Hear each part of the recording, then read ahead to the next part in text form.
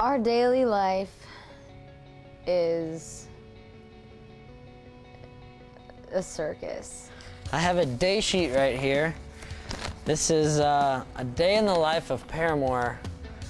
This is our schedule for every day.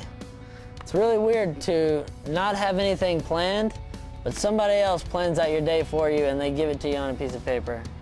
But it makes life easy. It's pretty awesome. Where we have to be, exactly what time, and exactly what we're doing, what time we go on stage.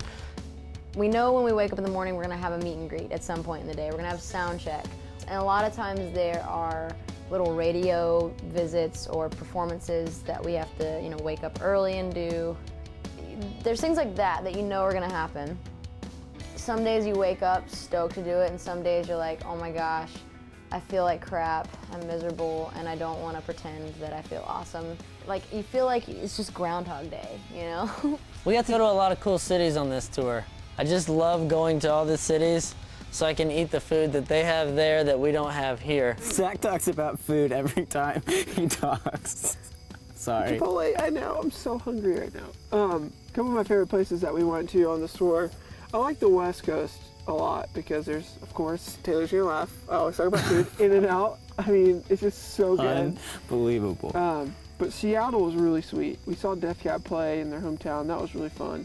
Played a really cool festival. I played my new drum kit. It was amazing, and it's basically like the woods out here. It's just leaf camo. It's amazing. We got to play Central Park, which was beautiful. I've really never been to Central Park, and especially the area we played, it was cool. You couldn't even see any buildings really, and you almost didn't feel like you were in New York, but you had the New York crowd, and it was awesome. It was a lot of fun. And I love the South too, like the Southeast.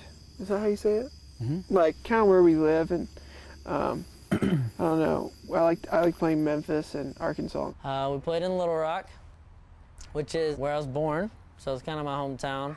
Had a lot of family there that had never seen us play before, and it was really an amazing thing. It was awesome. We played in Memphis, which was another hometown. It's cool. It's always fun to have your family come out. Chicago was unbelievable. It was really cool. I had some really good pizza. Chicago was probably one of my favorite shows, and we got it on film. What more can you say? It was really sweet. Like, I love being in Chicago, and the show was just amazing. And people were dancing, singing so loud. Like, it was probably the loudest show on the tour. Like, people were practically bouncing off the walls, and it wasn't a small place. It was like a theater kind of setting where you had like sort of grand looking column type things on the walls. Like, it was super just fancy pants, but like there was a rock show there that night, man. It was awesome. The kids, I don't know if it, Chicago's always great, but I don't know if it was because the kids knew they were being filmed that they went extra crazy, but it was unbelievable. I saw like some kid in the front, like headbanging to like our soft songs just because the camera was on him, but it was awesome. I loved it. So it was one of the best shows on the tour, if not the best. It was just some raw passion that night, raw energy. There were times at that show I just kind of stood there and was like, I don't believe this is happening. And I'm so psyched we got it on film because it's a show I don't ever want to forget, and I can't possibly remember every moment of it without having it recorded, so I'm glad I'll get to relive it anytime I want. And you will too. We went platinum. Woo! so we went to New York to play our show at Central Park. They told us that we need to go to the label. We go over there, and we didn't know this, but our family was there, and we kind of did a fake interview. I had to like sort of separate from the pack for a little bit to put some makeup on and try to look presentable. And when I came back, I went looking for the guys. I was like, where are they? And I thought I was late because everyone was getting ready for press.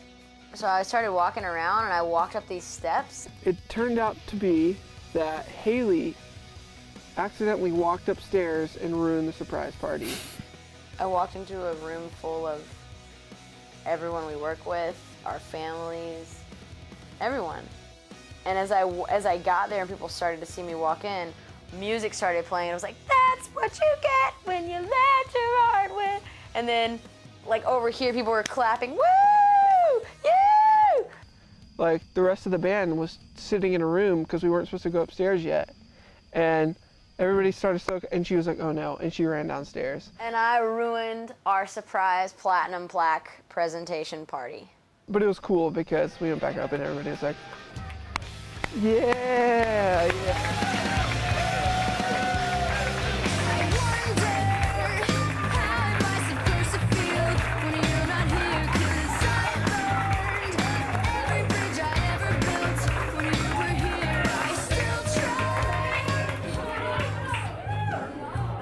But it was crazy, you know, these huge plaques with the platinum record in the middle.